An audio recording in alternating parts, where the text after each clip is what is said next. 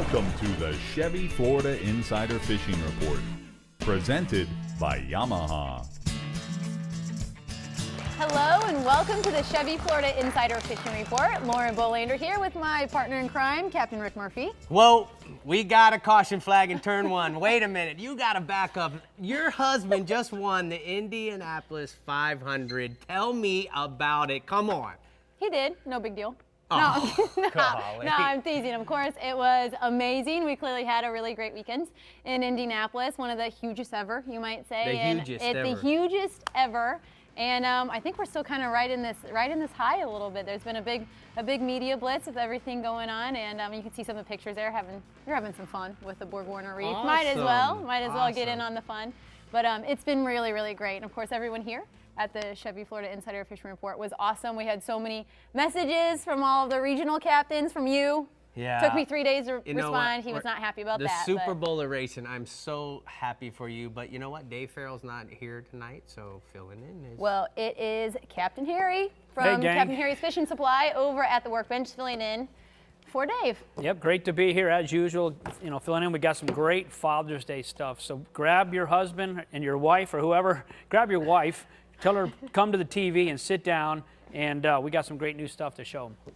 All right, Harry, I'm glad you're here filling in for Dave. You know, Lauren, we're going to talk about bass tonight, and I got to say, just like every week we have our viewers just an outpouring. We had over 50 photos that came in. This is KK, one of the legacy members of CCA. This guy that donated a tremendous amount to CCA and our cause.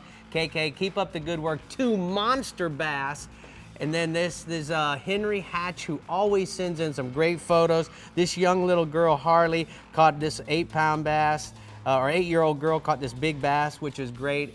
And then also the last one is Kimberly McKeever with a trophy 8-pound bass, which unfortunately she didn't enter that in the trophy catch program, which we're going to be talking about tonight. So let's get things started. Where are we going? Let's do it. We're going to start off in the east with Captain Mike Holliday. Mike, you say you have one of the very best spots in the country for bass, right, in your region. Tell us more. Well, Lake Okeechobee may be the single best lake in the country for bass in both size and numbers right now. If it's not, it's certainly in the top 5, and it has been for the last couple of years. You can fish out of Clewiston and work the outside grass lines with Bass Assassin Die Dapper or a lipless crankbait, or fish the north end around Kings Bar and Second Point using live shiners, white spinner baits for the school fish in the morning, or throwing logger toads through the grass. And then in Palm Beach County, there's also Lake Ida and Lake Osborne chain with great bass fishing and some peacock bass in the mix. Or you can fish the Loxahatchee Refuge working tap-out worms in that June bug color, rig Senko style, just working along that shoreline grass. And then in Martin County, you can fish Mile Lake or Clear Lake, focusing on working worms or logger toads or live shiners in the lily pad fields. You can fish the C23 Canal between the locks in Palm City and Port Mayaca, particularly around rainy weather like we're going to have this weekend, that gets those spillways going into the canals. And just about anything that hits the water at the base of the spillways is sure to die. And then in St. Lucie County, you can fish the Savannahs recreation area, Mile Lake, or the Header Canal. All these bodies of water have a lot of vegetation, so weedless worms, logger toads, that's the way to go there. With June bug, watermelon red glitter, or anything moccasin colored, the way to go color-wise. And keep in mind, you can catch fish in just about any small lake, canal, pond, anywhere that has public access right now. It's Florida. You can fish in a mud puddle, and you throw a live shiner out there, a bass is going to eat it, that's for sure. All right, Mike, let's go ahead and stay inshore. What you got, bub? Well, the first big push of tarpon along the beaches and in the inlets in my regions is taking place. Fish to 100 pounds or more are in that mix. The inlet fish vary in size from anywhere from 40 to 120 pounds, with the outgoing tide being the best time to target those fish. Live mullets, redfin, Spanish sardines, that's the best bait. Captain Rufus Wakeman and his son Marlin, they were out fishing yesterday. They were 2 for 3 on tarpon, fishing the St. Lucie Inlet and the crossroads areas with live and dead threadfins. And then on the beach, the fish are traveling in schools of anywhere from 20 to several hundred fish. They're pouring out of the keys and coming up the coast. Get in front of those fish, toss them a live threadfin, a pilchard, or a live crab. You can throw a Yozuri crystal minnow or a Houdini-colored Bass Assassin little tapper with a 1/4 ounce jig head. For the fly guys, go black and purple early and a lemon drop in that bright light. Approach those fish on a trolling motor. Follow the standard, beach tarpon etiquette that the first boat on the school owns those fish until they hook up and pull away, or else they lose a fish. Those migratory fish are anywhere from 50 to 150 pounds, but there are some smaller fish in the mix. And speaking of that, I have a photo. That's Harvey Feingold of Stewart. That's one of the smaller tarpon he caught in the St. Lucie River recently. That fish ate a live mullet. So the fish are going right now. The tarpon bite's getting good. All right, what else you got offshore, Bub? Well, the spring kingfish bite's starting to wind down. The fish are spread out over a wide range. There are some big kings on the beach in St. Lucie County, and then there's some school kings on the Loran Tower Ledge and the Sand Pile and the Junk Hole in Martin County. And then in 80 to 100 feet of water off Jupiter, there's a mix of big and small fish. Some of the best kingfish action is late in the afternoon and at night, particularly off Jupiter. So, it's going to be a late afternoon bite in those places. Live Spanish sardines, threadfins, blue runners, goggle eyes, even live mullet on a stinger rig composed of number 4 wire with a 4X VMC, a pair of 4X VMC treble hooks. That's pretty much the way to go, although, just about any live bait will do in that mix. You can also troll a rigged ribbon fish with a hookup jigs ribbon fish rig. That's made out of silver wire to match those baits and really works well. And the triple hook monofilament Palm Beach kingfish rig, that's pretty deadly on kingfish with a sardine pinned to it and just drifted dead behind the boat. Average kings are 12 to 20 pounds. Fish over 30 pounds are common right now. Now, the other bite we go on is down there in Palm Beach County. The blackfin tuna bite really lit up this week after a week of easterly winds brought a lot of those fish in closer to shore. The blackfins are stacked in 200 to 300 feet of water from Jupiter Inlet all the way down south to Boynton Inlet. The fish of all sizes are in the mix, and even a yellowfin tuna or two.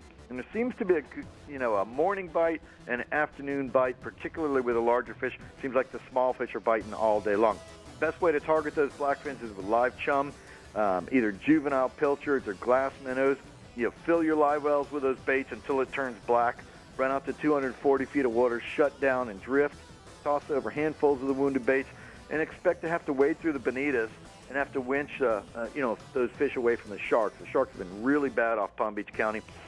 Bait up with a small pilchard on 20-pound spinning tackle, 25-pound fluorocarbon leader, and a 2.0 VMC tournament circle hook. The blackfins are ranging in size from 5 to 30 pounds. A lot of 25, 30-pound fish in the mix, particularly in the afternoon. So the blackfin tuna bite is red hot off Palm Beach County right now, guys. Sounds like the East region's on fire. Good job. We'll go ahead and talk to you again next week. Let's take a look at the Bennett Auto Supply hotspots from the East region. Captain Mike says inshore spotted sea trout from Bear Point south to the double bars off of Middle Cove.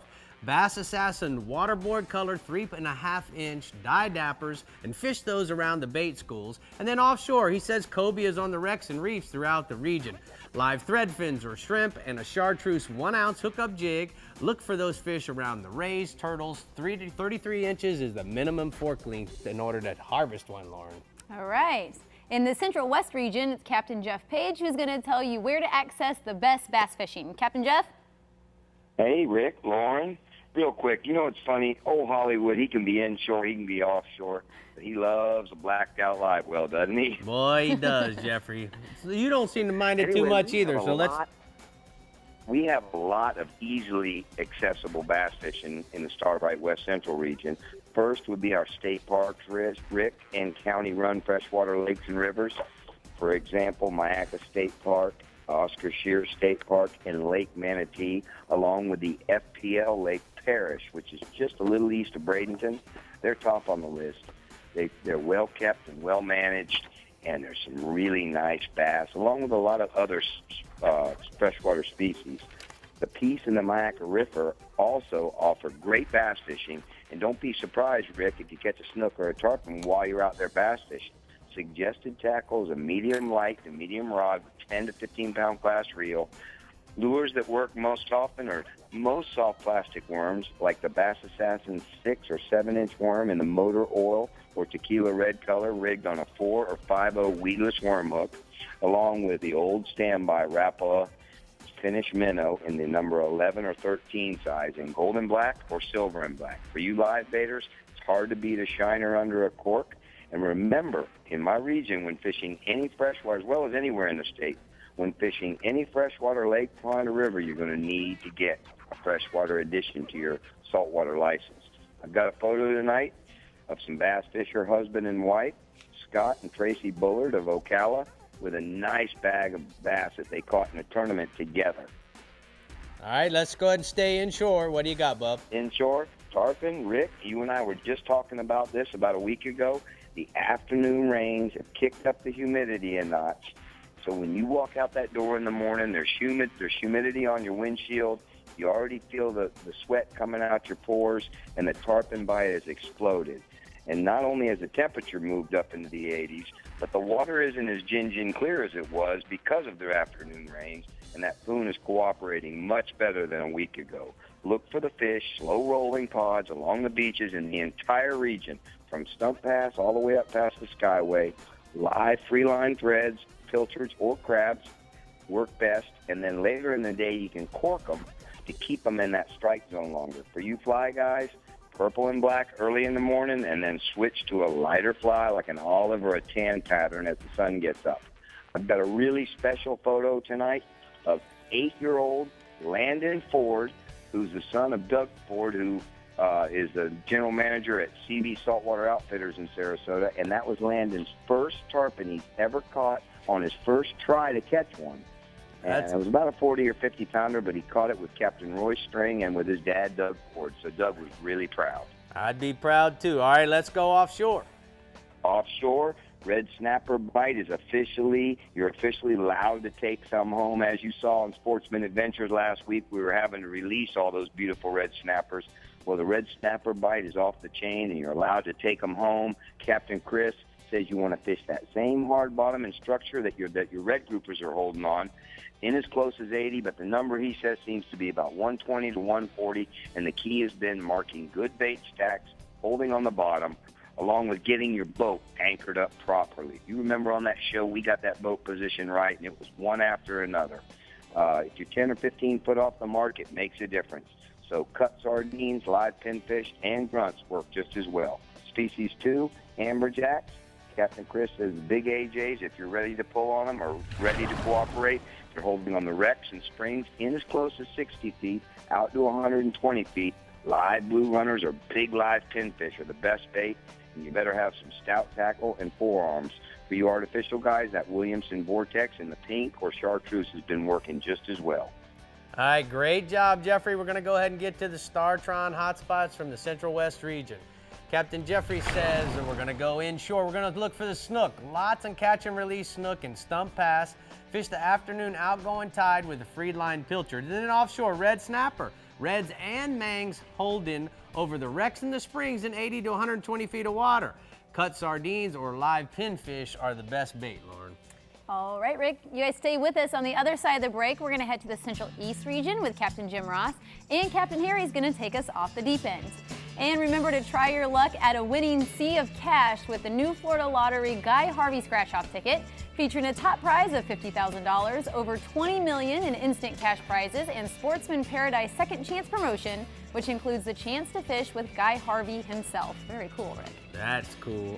You know, I can never get a date with Guy Harvey to go fishing. The Chevy Florida Insider Fishing Report is brought to you by the Florida Lottery, Yeti Coolers, wildly stronger, keep ice longer, best parts, best prices, Bennett Auto Supply, Captain Harry's Fishing Supply Company, Chevy, the IGFA, conservation through education, get your hands wet, and Olukai.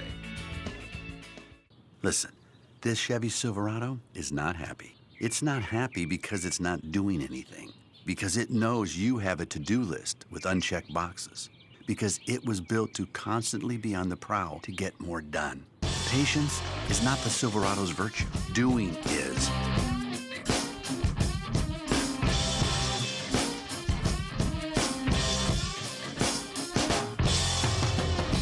The dependable, reliable Chevy Silverado. It's 200 streamlined horsepower of Yamaha forward thinking. The all-new F200 inline 4-stroke. Whether you're an offshore angler, pontoon cruiser, bay boater, or walleye hunter, The responsive and fuel-efficient F200 combines amazing power and versatility in one incredibly compact and lightweight package. The all-new F200. Legendary Yamaha reliability and the freedom of forward thinking. For over 30 years, Guy Harvey has masterfully captured the wonder of marine wildlife in his artwork. Now he's sharing his inspiration with the Florida Lottery by creating 12 exclusive images for the Collector Series Guy Harvey Scratch-Off game, featuring a top prize of $50,000 and a second chance opportunity to fish with Guy Harvey himself. Celebrate the beauty and riches of Florida with Guy Harvey Scratch-Off games today. The Florida Lottery. Just imagine. In Key West, you can get close to nature.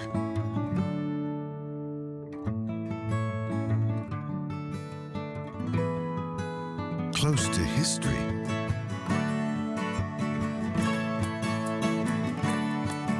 And really close to the band.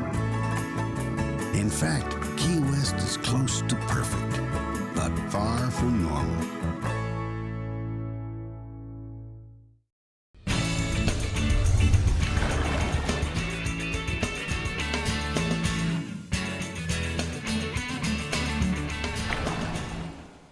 Now let's go over our news and notes from the FWC. June 11th to the 13th is the Wildlife Conservation Camp at Chinsegut, Conservation Center in Brooksville. June 15th is the Lake June Bass Tournament, and June 17th to the 20th is the Plant and Bug Camp at Chinsegut for kids ages 8 to 13. You can find more information at myfwc.com. Now it's time to go off the deep end.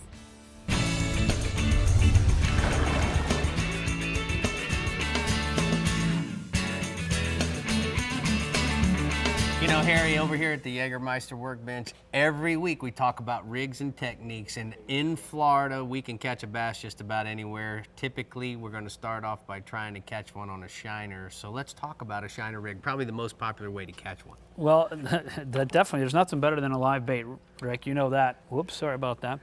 But what you're going to want to do is obviously have a good, fresh, live shiner, offset hook, circle hook, which is great, a light leader, and then you'll go to a little double split shot. That'll get it down deep in some of those rock piles that are on the bottom to get it down there, and just nothing but like a 3-foot leader, and just cast that out and hang on. You know, it doesn't take much for a shiner to get hit. They just love a good, shiner. Now I guess that would be the way we'd want to fish if we were in a deep canal or obviously in a deep lake. But, like a Lake Okeechobee, you got reeds and you got hydrilla and you got lily pads. So would we do anything different on the shiner rig?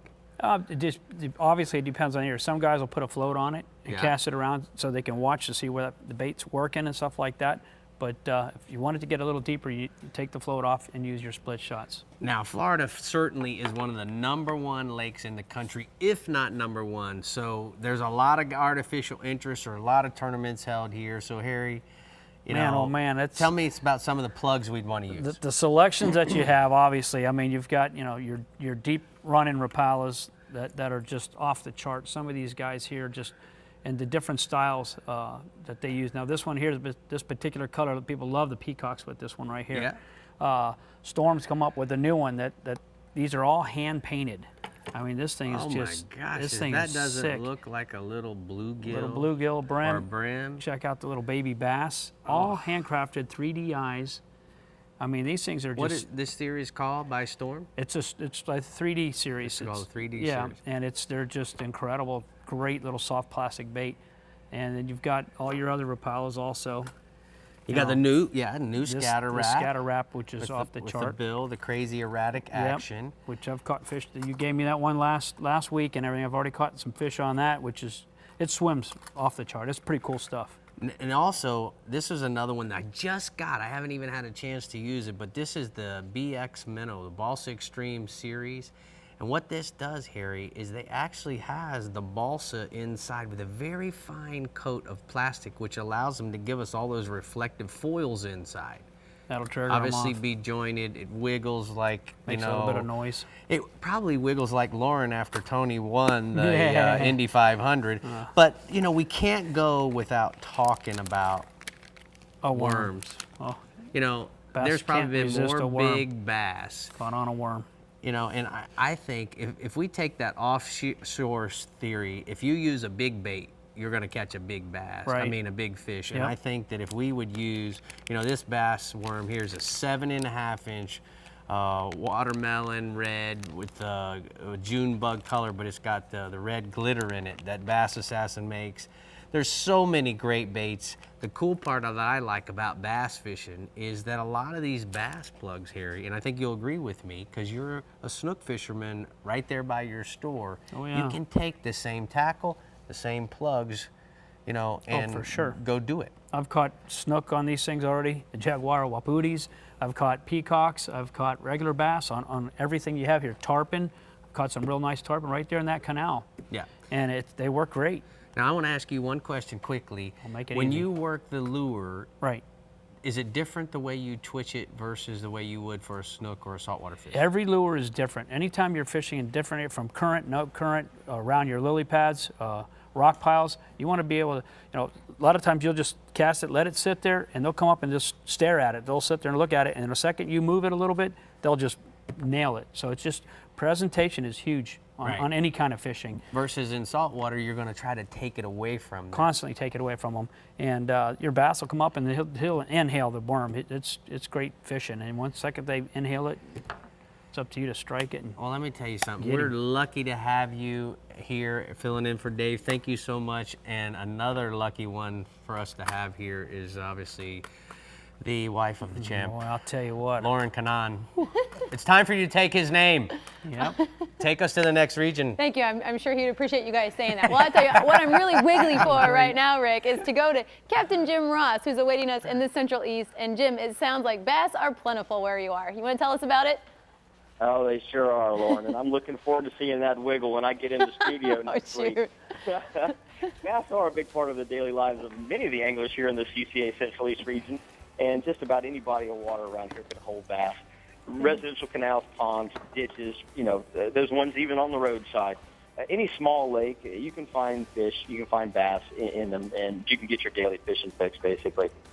There's no boat needed in most cases, and you don't need a whole lot of skill, really. All you need to do is, you know, you don't have to learn how to walk the dog or anything like that, although it does help. But some of the things that we use around here are skitter walks, and we use 6-inch June bug-colored worms for bedding bass, and we use scatter wraps, and, you know, they'll drive that big old moss back crazy. Basically, bass fishing can be done by anybody at any time, anywhere, and that's what's really cool about having the ability to go fish for bass. And some of the best known lakes in my region are the Stick Marsh, the Kissimmee Chain, including Westlake Toho, which they have big tournaments on every year, the Butler Chain, any of the chains along the St. Johns River, from Lake Washington all the way up to Lake Monroe and even on up to Lake George. Now, live shiners are going to be your best friend through the summer months. But you know what? If you're fishing from a boat, you can also throw jerk baits, spinner baits, and a bunch of other flashy stuff out there that's going to work on most days. Just remember, bass fishing is as much about having fun as it is anything else, and that's what you need to do. Just focus on having fun. And then for our inshore species this week, speaking of fun, we've got speckled trout, and that's one of the funnest fish there are to catch throughout the entire state. And they can be found in a variety of places this week, from Vero to Sebastian. You want to look for the trout around the mullet pods, especially on the deeper flats and near the spoil islands along the Indian River between Wabasso and Dragon Point. Fish that 4 to 7 foot depth, especially when you get north of Dragon Point, from there all the way to Rockledge. That seems to be where the bigger trout are holding right now. And you can use live bait fish like pinfish, pigfish, finger mullet, mud minnows. Put them under a natural cork, or you can use a jig or a artificial shrimp underneath a rattling cork, and that'll attract the trout as well. The same technique is working in Shipyard Canal up near Edgewater, northward basically to about Browns Bay on the deeper bends and deeper cuts in the backwaters of that particular part of the northern Mosquito Lagoon. You basically just keep moving around until you find a bite. Once you find it, stop and lock in on it, and then go ahead and catch those fish. And then we've started to get back offshore again this week, which is a really good thing after that big blow that we had last week. The grouper, the gags, and the reds and the scamps in particular are really good on the wrecks and reefs in 160 to 250 feet of water in my region right now. Williamson vertical speed jigs are key to catching some of those fish, especially when they get real aggressive. But if they're not, you can always use live offerings, and you want to use an 80 to 100-pound test Suffolk fluorocarbon leader, and you want to use a 7/0 to 9/0 size VMC circle hook. The larger your bait, you can use, the better. And the reason is we've got a lot of 20 to 30 pound class red snapper right now, and they will eat those grouper baits. So just be patient because you're going to have to pick through some of those to get to those grouper. And speaking of snapper, we have a species that you can keep right now, and that is mangrove snapper. And they're hitting on the wrecks in my CCA Central East region as well. You want to go and get you some fresh cut or fresh live bait. Menhaden, sardines, finger mullet, pilchards, and grunts have all been working really good this week. And the guys are fishing on the bottom between basically about 40 and anywhere out to about 120 pounds, or I'm sorry, 120 feet. Now, for rigs, you want to use 40 to 60 pound test leader on a knocker or a standard bottom rig.